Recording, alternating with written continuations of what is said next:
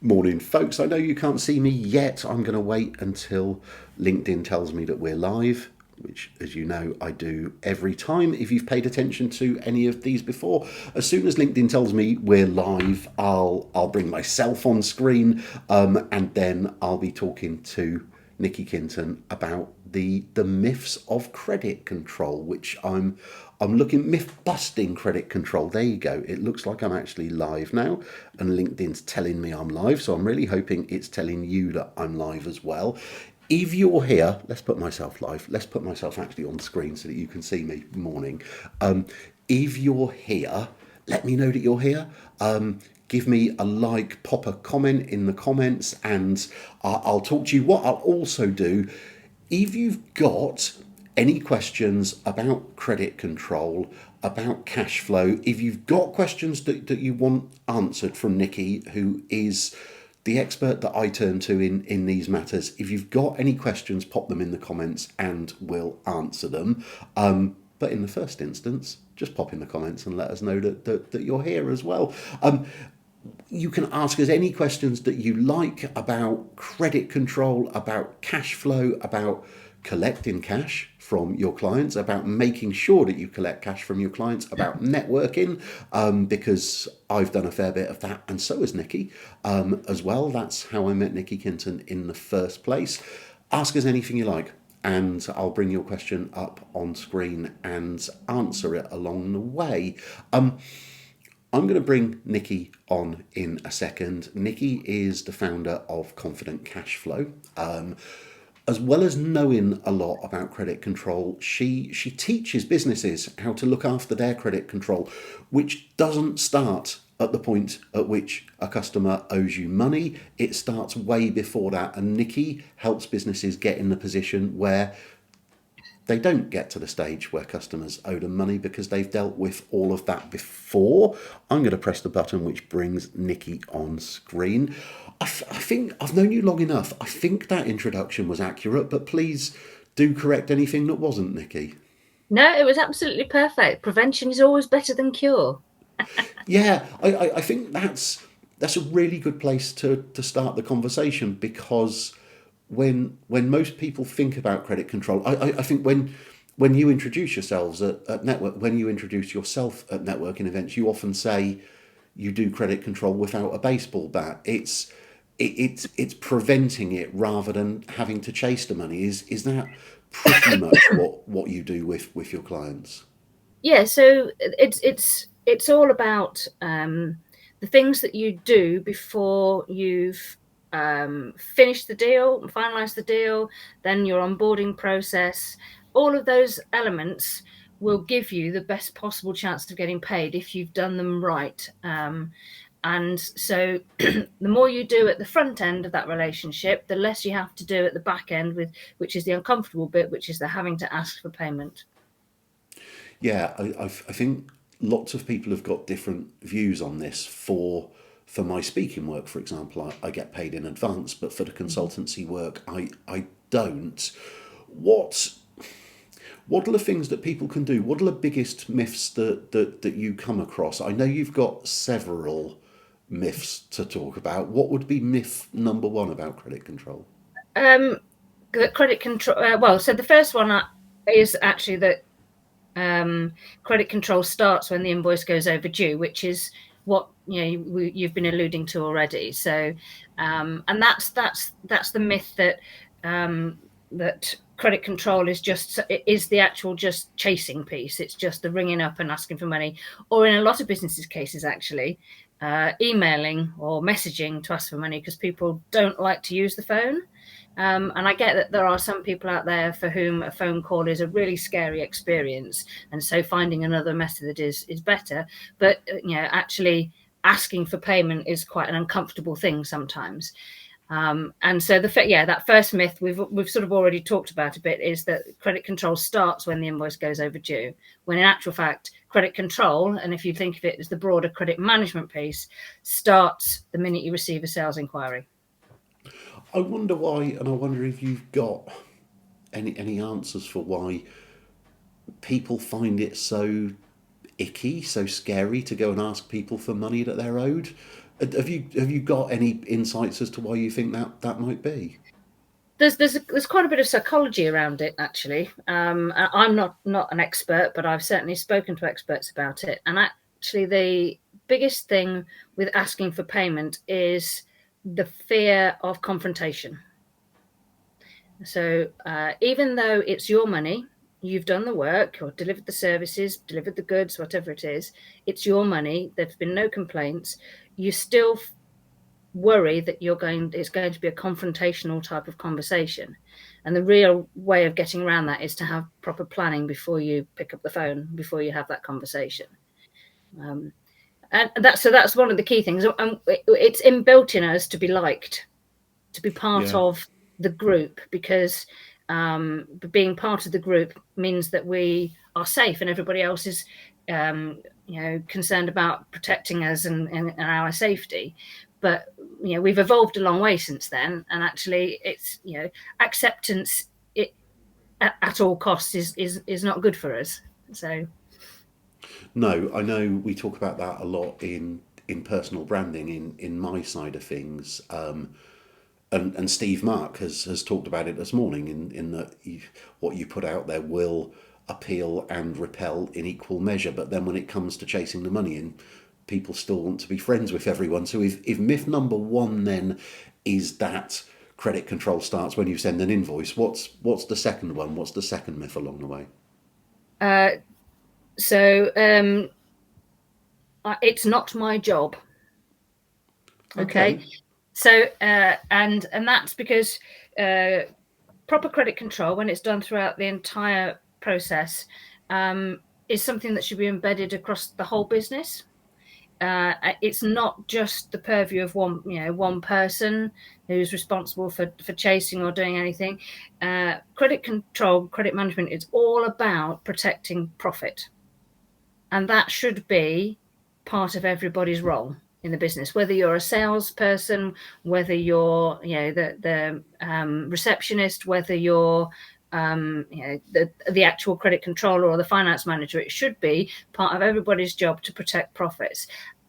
The level to which you are involved in that process will differ, clearly, depending on your role, but each area of the business has a really good sort of part to play in that protection piece. So Yeah, I think, I mean, that's something that you and I have talked about privately before, and I've certainly considered before, because in businesses with a big sales function, the salesperson's role is to get the sale in, and I wonder how much they consider the credit worthiness of the clients that they're selling to, because in your no, not in your opinion, it's obvious. It's not just about selling something. It's getting paid for it at the end. The salesperson should be part of the process, shouldn't they? Of actually making sure that the person they're selling to is going to pay for what they've just been sold. absolutely, and you've just led straight into myth number 3. That's this. Well, we've spent all morning rehearsing, haven't we? So it was that was So pretty obvious. Yeah, I'll go ahead. So what's myth number three? myth number 3 is that sales and credit control have opposing goals. Okay. Now, it's true that the purpose of sales is to increase sales. The purpose of credit management is to protect profit. Credit control very often gets labelled as sales prevention, but actually it's about finding ways to make sales safely. So the underlying goal of both departments, if you like, or both roles, is to allow the company to grow. So it's about business growth. It is about yes, making more sales, and we use credit as an aid to making more sales. So the less restrictive you are about who you offer credit to, then the more sales you are likely to make. The more restrictive you are, the less sales you like to make, but then more likely to be good sales in terms of less chance of a bad debt. So the company's goal overall will determine what level of risk you want to take. But ultimately, both roles are involved in growing the business. So they should be able to work together to make that happen. And very often, some of the data and the information that credit management and credit control has at its fingertips will help the sales team to be actively target the right types of potential customers. And that way, your sales team, your salespeople are not wasting time on conversations that are going to go nowhere, or with people who can't afford what you're trying to sell them. I'll tell you what I'm just going to do. I'm just going to, for the sake of the people who are watching, if you're not already connected with Nicki, that's where you'll find her on LinkedIn. Nicki Kinton, you can check the spelling and that sort of thing there. That's where you'll find Nicki on LinkedIn. And if you're watching this, which I know some of you are, it's worth connecting with Nicki. It really is. And that's where you'll find Nicki's website, confidentcashflow.com, because that's the name of Nicki's business. So if you're not connected with Nicki already, go and get connected. I guess let's pop us back on screen. So I came from two early cultures in my career where credit control was embedded into us, because I started working a shoe shop. So you didn't leave the shop with a pair of shoes unless you paid for them on the way out. That was really simple credit control. Otherwise, you were tapped up by the security guy as you tried to walk out of the shop. And then in the major part of my career before networking in estate agency, it was our job as the salesperson, as the negotiator, to check someone's ability to buy the house they'd just made an offer on. So that was never seen as sales prevention, because very literally we knew the agent, the firm, didn't get paid until completion, until the sale had actually gone through, and the sale couldn't go through if the person wasn't able to get the mortgage, or didn't have the cash available, or had to sell a property. The sale didn't go through if the person couldn't buy it, if the person couldn't raise the money somehow. So that was embedded in us as salespeople, negotiators in estate agency terms, to check people's ability to buy the property that they were offering on. I wonder why that's not more common in other sales roles. A lot of it will depend on how sales roles are motivated as well. So if so a lot of sales are commission based. If they are based on the number of sales they make rather than when those sales get paid for, then actually the target there is to make as many sales as possible, not to make good sales, ones that get paid for. And if they get their commission before the sale has been paid for, they're not invested in trying to help get that money in through the door either. And I am not suggesting for 1 minute that all salespeople are just focused on racking up the commissions and things like that, because there are lots of ethical salespeople out there who want to work with people who can afford, will pay, and are the right fit for the company in a million and one other ways. But it is something that does cause some frustrations when somebody's gone full steam ahead with a conversation, and they get to the point to say, yes, we're going to do this sale, and then they go to the credit team, and the credit team do a credit check and say, well, actually, they're almost technically insolvent. So if you want to sell them anything, you're going to have to ask for the money up front. And then that has stalled all those negotiations. Whereas if they had that conversation earlier on, then they could open the negotiations with that type of, that style of conversation and that messaging. It doesn't mean not selling to people. It means asking for maybe pro forma invoice or something like that, doesn't it? For things to be paid up front. I'm just going to throw it out there again. Nicki and I are talking about credit control. We're going to continue to talk about credit control. No matter what business you're in, credit control is important. If you've got any burning questions about credit control, or something that you'd just like to ask, do pop it in the comments below, and we'll bring it up on screen and ask it. So I think we've done number 1, 2, and 3. What was myth number 4 about credit control? Um, that chasing customers will only upset them. Okay. And that's quite a popular one, particularly for the smaller business who is having to chase a business that's bigger than them. There is a concern that by asking for the money, you're going to lose future business, and that seems a bit, illogical to me, just because of the what I do. But if why would you be worried about future business that's not going to get paid for? Because it'll be this exactly the same process as you're going through now. They've not paid for the current business, so why would they do anything different for future business? So it's really about making sure that you're clear on it's your money, that they expect to be chased if they don't pay, and that you've put that they're very clear on when payment is expected, and what your process is around that, and also that you have actually engaged with them on what their process is as well, because there is sometimes an expectation that as a small business we issue an invoice, we've got on it, our terms are 7 days or something like that, and then we expect it to be paid, and we've not actually discussed it, we've not highlighted it, we've not done anything, and then we find that the business that we're trading with only does one payment run a month at the end of the month, so that you are never going to get paid on 7 days, because you've never discussed that with them. And the bigger a business gets, the more likely they are to have a fairly fixed process for the approval and payment of invoices. And they do that because they've got to segregate some responsibilities. They've got to make sure that people have time to do all the different aspects of their role. So the person that's setting up the payments will also potentially be doing the payroll, will be doing something else. So they've got to have fixed times when they do these things to make sure all those jobs get done.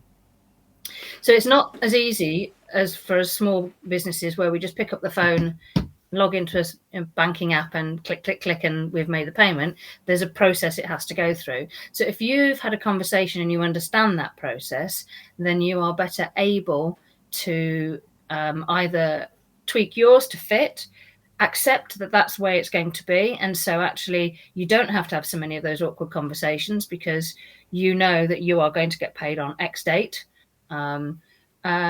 But ultimately, remember that it is your money, and if they haven't paid by the date that they said they would, then you absolutely have every right to chase for it, and you shouldn't worry about where future business is going to come from.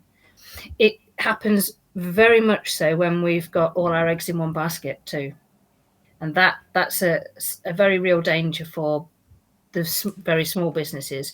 We all look out for that one big client that, well, hey, we've scored, we've got that, but then actually the fortunes of our business become very much tied to theirs, and we are at their whim of whatever they decide to do.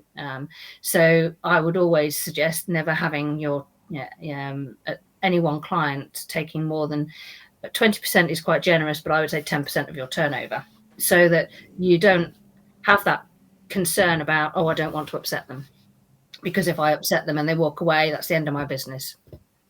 Yeah, I mean, that in itself is really sensible advice to spread our businesses out as much as we possibly can.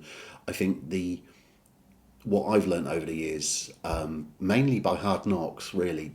Before I met you, I did speaking gigs and then invoiced people after the speaking gig, and then found that they had 60-day terms, for example, or that they needed something called a purchase order. I'd never heard of a purchase order until my first speaking client after the event says, oh yeah, you need to generate a purchase order. And I think that took them 2 weeks to do. I found that the bigger the client, the further removed the person dealing with me is from the person who actually presses the button to pay bills. Yeah. And sometimes these days when I'm approached by a corporate for speaking, I will ask the person who's booking me, do you need to generate a purchase order number? And a couple of times this year, I've had people say to me, I don't know, what's one of those? And I said, well, I'll tell you what, it's in the diary.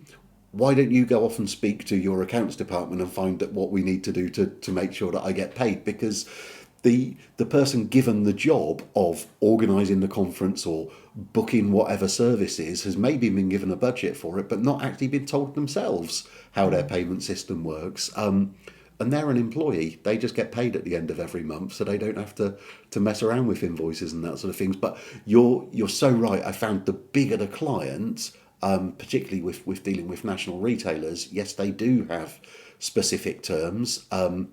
And if you get your invoice in sometimes on the first of the month, you won't get paid until the end of the following month, will you? They have, I think that's called 60 days net or 30 days net, something like that. Yeah, you get 30 days end of month following is another way that it's termed. So the easy fix for that is, instead of invoicing on the first of the month, invoice on the last I day learned of the that previous one. month. Yeah, I learned that one along the way by hard knocks, actually, by expecting some money that didn't come for another month, and it was no one's fault.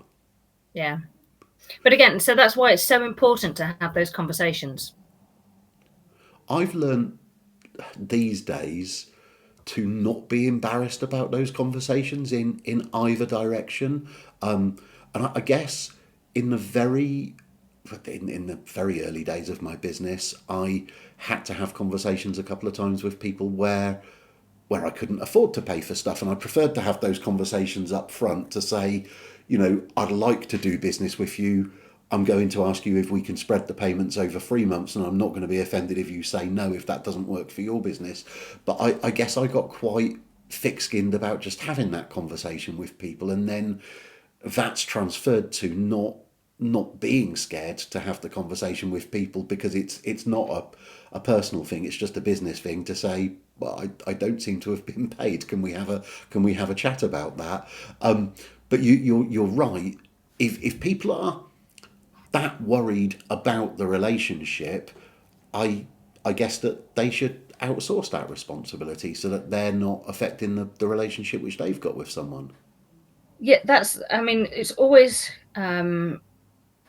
helpful from a mindset perspective to have somebody different doing the credit control than the person who either made the sale or the owner of the business themselves, because there's an emotional attachment, particularly when you are the business owner, to that money. Whereas if you've got somebody else doing it, whether that's somebody in-house, a third party in-house, or you outsource it to a credit control specialist, then you're taking that emotion away from it. And it can be approached at a more dispassionate but empathetic sort of standpoint as well, because you still have to have empathy. There might be reasons why people haven't paid you, so you still need to have some empathy. But it's easy if it's your money and somebody starts trotting out some excuses and you're not quite convinced that those excuses are real. It's really easy to get angry then, and that if that comes out in the way you're having a conversation, you're not going to get the result you want. No, and you're absolutely right. Making it dispassionate and passing it over to a professional makes so much sense. So where are we up to? Myth number 5, I guess. Yes, so it's only one day late, so it doesn't matter. Okay. So, and I hear this a lot. Well, it's only a day late, so it doesn't matter. But actually, I think if you let it go by one day, what you're then saying is, well, actually, the due date doesn't matter to you. I'm not saying that you get on the phone and start saying, why is it not paid? But actually, just to understand why the payment was a day late. It's not an issue for you. You're not making a big deal of it. You just want to understand it. Was it something in the process that was there some reason why? And if it's happening regularly, why is it always that one day late? Because actually, one day late can very quickly become 2 days late, can become a week late, 2 weeks late, a month late. So if you don't have that conversation, what you're saying is it's not a priority for me, and then it will just they will then say, well, if it's 1 day is okay, maybe 2 days is okay, maybe and it just pushes it out that further and further.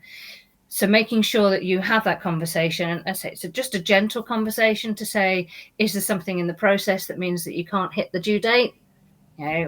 then it's important, because all information, as they say, knowledge is power. So actually having the information means that you can make better decisions.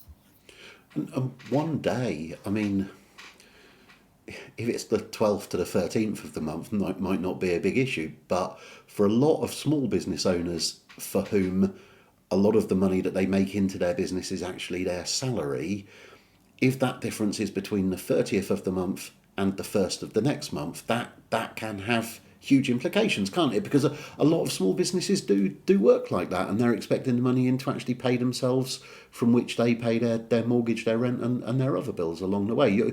I think a business owner friend of mine years ago explained why he had, I think zero tolerance was the word he used to enforce things like that, because it made such a big difference to him. Whereas for the company paying it, it might not make a massive difference just to pay a day early rather than a day late.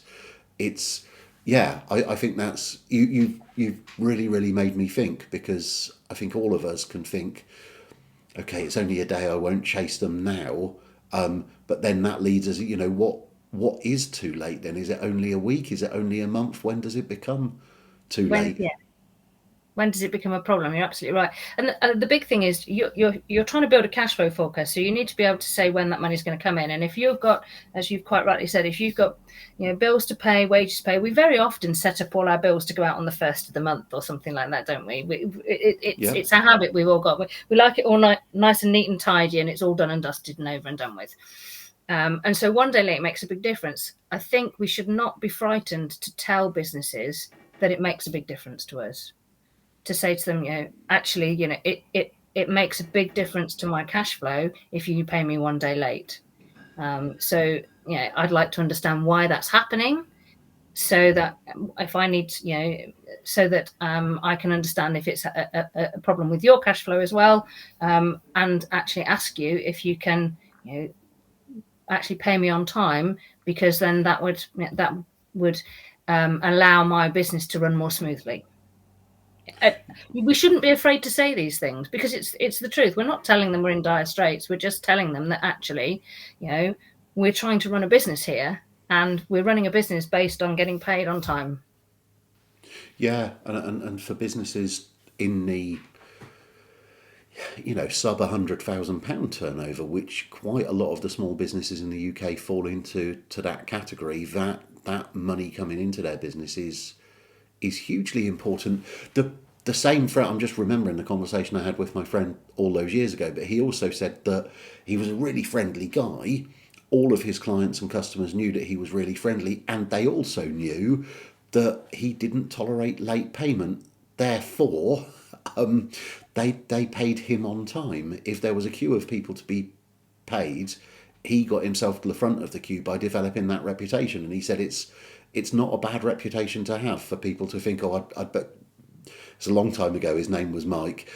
He said it's not a bad reputation for people to have, for people to think, oh God, I better pay Mike first, because he's the one who always moans about it. So he said it wasn't. He was still friendly to them. It was almost a joke that they had, that he was the one that they paid up front, but it was a reputation he was very pleased to encourage with people.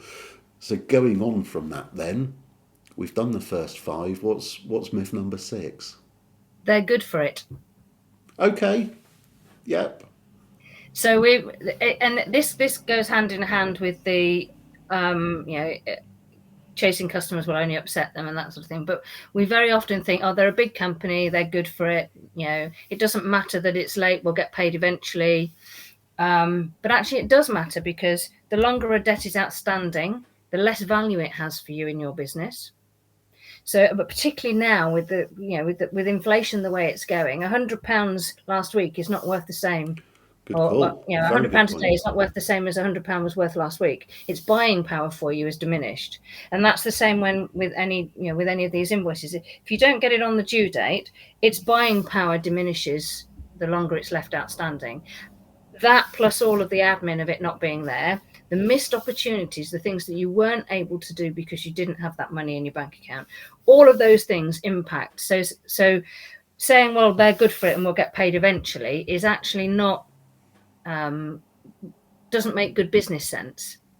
And actually, if you were one of the people saying about, say, Carillion, saying, "Oh yeah, they're good for it. They're a big customer. They're big. They'll be fine," then actually, loads and loads of businesses went to the wall because Carillion collapsed, owing them money. I'm going to. I've just brought up Neil's comment. Hello, Neil. Sarah, it's nice to see you. It's nice to see you commenting. His whole comment won't pop up on the screen, but he's just had a very honest conversation with a late payer that, as we are a small business, their late payment massively affects our cash flow. They simply hadn't realised and paid the next day. I think that's exactly what you're talking about, Nicki. Sometimes they're so far removed from what small business looks like, they just won't know, will they? Absolutely right. And well done, Neil. We like Neil. I've worked with Neil a lot from iStead AV. I'm going to give Neil at iStead AV a shout out because I've worked with Neil as a speaker at events, and it's those events where I can just turn up and know that everything will absolutely work because him and his team are so on it. If anyone else has got any questions for Nicki, pop them in the comments below. I loved Neil's comment there because it just illustrated what we said. I think someone said to me once, I'm I'm good for it. I'm good for the money. I remember that conversation as well, and I remember thinking, well, I don't, because you ain't paid me. So how do I know you're good for the money until it's in my in my bank? My I won't name them. It's 10 years ago, but my first big client, famously in my world, went into administration. At that point, I didn't have any big bills outstanding to them, but I'm jolly glad that I didn't, because I would have been a long way down the list of creditors, I imagine, when that happened. And that business doesn't exist anymore. I'm just going to bring Neil's emojis up on screen because that made me chuckle. I'm glad Neil was able to have that honest conversation with people. So what's number 7, Nicki? What's the seventh myth about credit control? The credit control is debt collection. Okay. So, and this is one that I get a lot. So when people come to me, and they're talking about credit control, but what they're actually wanting at that point is a debt collector. The debt has gone on for so long that actually it's reached that point where it needs to be dealt with in a slightly different way. The chances of collection are much smaller because the longer you leave it, the harder it gets, the less likely you are to get payment in full. There are lots of brilliant debt collection agencies out there who will work very hard on your behalf to try and get that money in. But credit control is all about the activity that you do. And as I said, going back to that fact that starts the minute you receive an inquiry right through to getting paid, or then having a process for chasing and then a referral process to debt collection. And debt collection can be a number of different things. It can be using a collection agency. It can be taking things through the small claims court yourself. But debt collection is the bit that we do when everything else has failed. People do confuse the two and think that actually debt collection is credit control. People often think they need debt collection much earlier than they do. I've seen businesses who want to do something like issue a stat demand when the debt is only about a week old, and they've not actually spoken to the client. They've just sent another invoice reminder through their software system. And a statutory demand is a threat to wind up a company for payment, for non-payment, which is quite a big, hefty threat if you've not actually picked up the phone and spoken to them. One of the things about credit control is having a clear process as to at what point and how much activity do we have to have done before we feel this should be referred on to debt collection. So they are very distinct activities. Is it fair to say, because what you're saying is making me think that what you do in helping people understand credit control before it gets to that stage, if it does get to that stage, I'm guessing that having robust credit control in place actually makes debt collection easier, because it's less likely that the client, the debtor, can say that they just didn't know. You're absolutely right. I've had conversations with debt collection agencies in the past, and some of their biggest challenges have been where everything was done, things were done on a sort of a bit of a gentleman's handshake, or on the back of a fag packet, if you can say that these days, or a vape box maybe. And so actually trying to establish what was agreed, so they can chase properly, and what was delivered and things like that is more problematic. So the easier you make it, that you've followed a process, you've got a structure, the easier that you make that is, and that you've can document it at each stage, the much more simpler it's going to be for a debt collection agency to collect it on your behalf, or for you to raise a claim through the small claims court yourself, because you'll have it all there to put into your claim, and there will be minimal room for them to raise a counterclaim or a dispute. No, that makes perfect sense. I'll tell you what I'm just going to do for the benefit of the people who've joined us recently. If you're not following Nicki already, that's where you'll find her. I'm still looking at the camera, even though I don't need to. If you're not following Nicki already, this is where you'll find her on LinkedIn. And if you want any advice about cash flow, I strongly suggest you go and talk to Nicki. You can either follow her on LinkedIn or go and check out her website, which explains exactly what Nicki and Confident Cash Flow does, and gives you all of her contact details and that sort of thing. Let's pop us back on screen. And if I pop us back on screen, what I can do is, here's a link to Nicki. I know you can hear me typing, which isn't a great look. There you go. I've put a link to your profile in the comments as well. They're popping up. So we've gone through them one by one and talked about them. Are you able to go through all 7 of them again, Nicki? Give us the 7 myths about credit control. Are you able to read them out to us again? Yeah, that's absolutely fine. So the first one, I'm trying to remember the order we spoke about them in now. But go for I'll tell you what. Let me give you a drum roll whilst you think, and then you can go through them in any order. Because I haven't used a drum roll for ages, so it's a Wednesday morning. It's miserable. Nicki Kinton's 7 myths about credit control. I'm full Alan Partridge. Off you go. Credit control starts when the invoice goes overdue, which is not true. Credit control starts the minute you receive a sales inquiry. There's lots of activity you can be doing to make sure you get paid on time, so you don't have to do the chasing once it goes overdue. Then it's not my job. So meaning that everybody in the business thinks that credit control is somebody else's responsibility, when in fact credit control is all about protecting the business's profit, and everybody in the business should have some responsibility for protecting the business's profit. Which then leads us on to the next one, that sales and credit control have opposing goals, which is not true. They are both focused on growing the business. And credit can help the sales team to focus their efforts on finding the right kind of sales, the ones that are likely to get paid. And sales can help credit control by bringing information to the table that will enable credit control to do their jobs better and get more, get payments in quicker.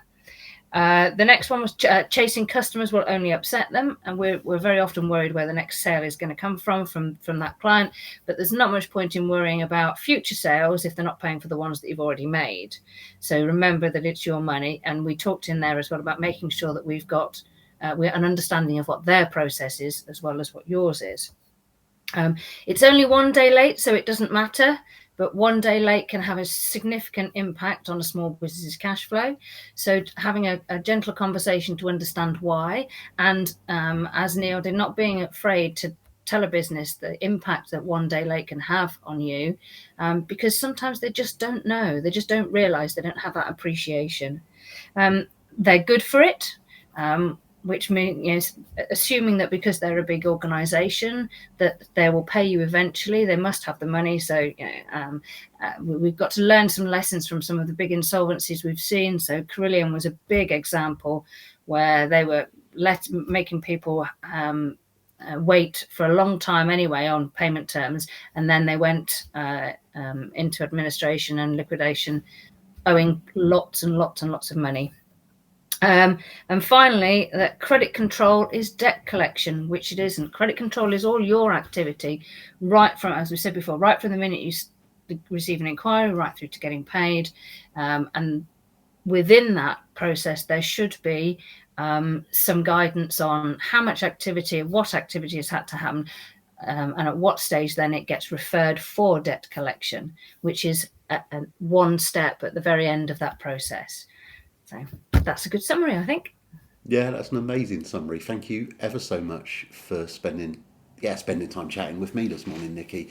I found that really useful. I'm going to leave the replay up there. I'm going to put it on YouTube as well. If anyone's got any comments or questions, even after Nicki and I finish being live, then do pop them in the comments below, and I'll tag Nicki and make sure that she answers them.